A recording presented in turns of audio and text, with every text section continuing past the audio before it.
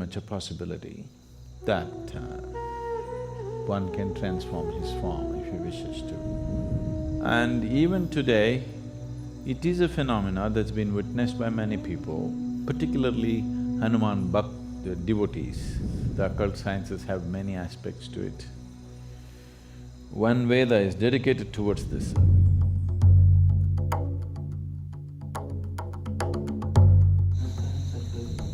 From childhood, I used to hear about Hanuman. About what? Hanuman. Hanuman.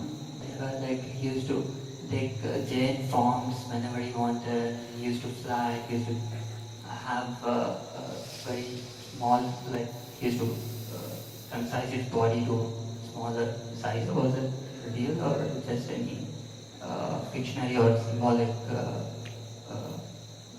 symbolic signs or something like that? Thank you. About a certain person becoming small or big or flying or doing something else, is that a possibility? Very much a possibility, very much a reality.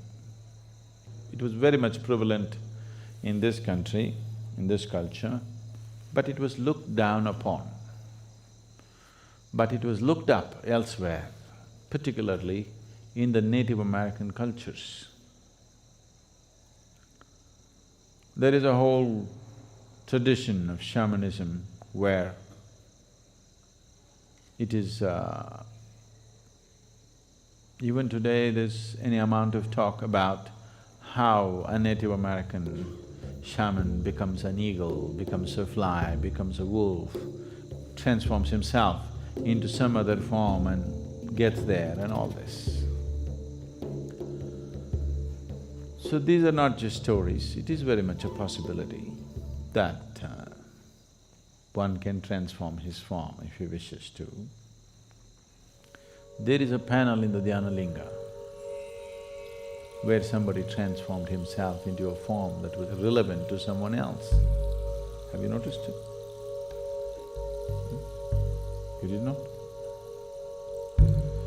So, about people taking on the forms that they wish according to the convenience is not a new thing or it's not an unheard of thing. Almost in every part of the world it is there. Particularly it is being publicized in a big way about the North American and South American shamans these days, about shamans becoming eagle and becoming wolf. These two forms are very common for them. That was not unheard of here, but it was looked down upon in this culture. There it is being looked up to because this is not spirituality, this is occult.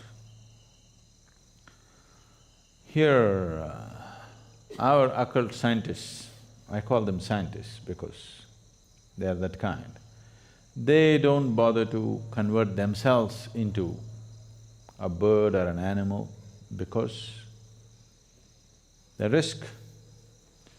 There is a beautiful story about…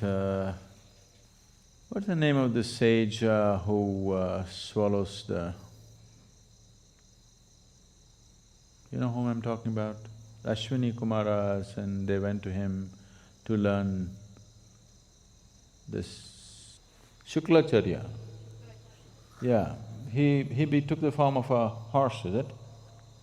Ashwini Kumaras took the form of horse and he swallowed what? Shuklacharya, I think.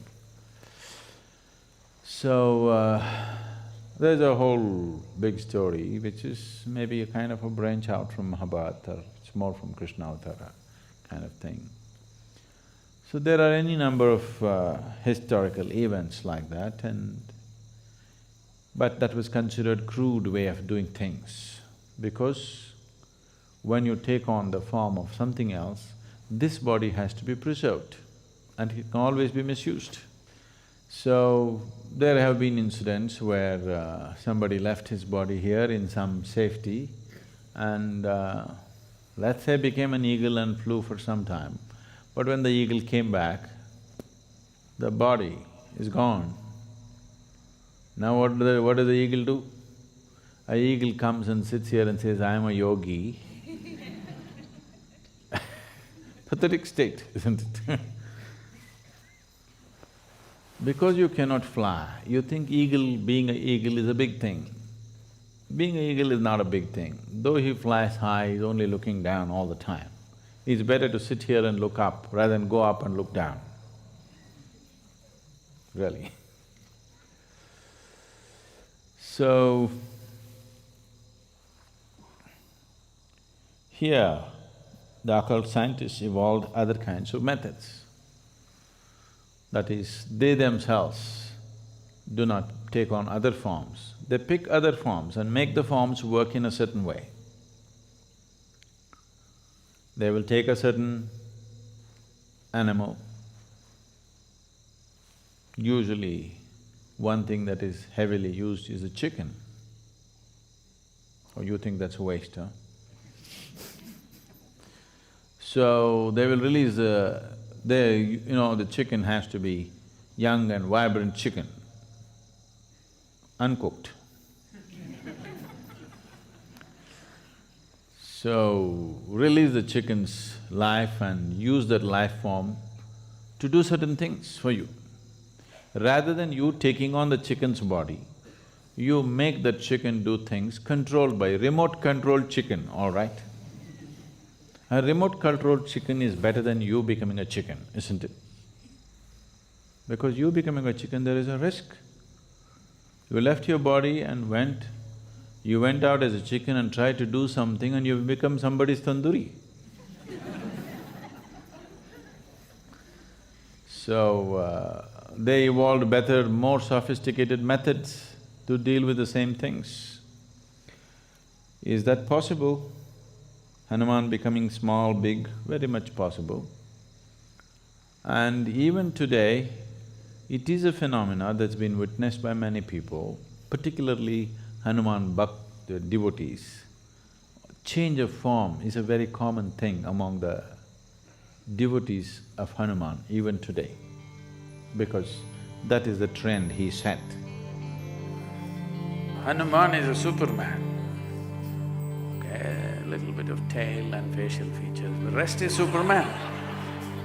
He is a Superman. His strength is his devotion. The devotion in his heart is so strong. Because of that, he stood out shining, because of his sheer devotion. So, even if you happen to be a monkey, if you're a devotee, you can transcend your monkeyness and become something phenomenal. That's the story of Hanuman. It works even if you happen to be a donkey.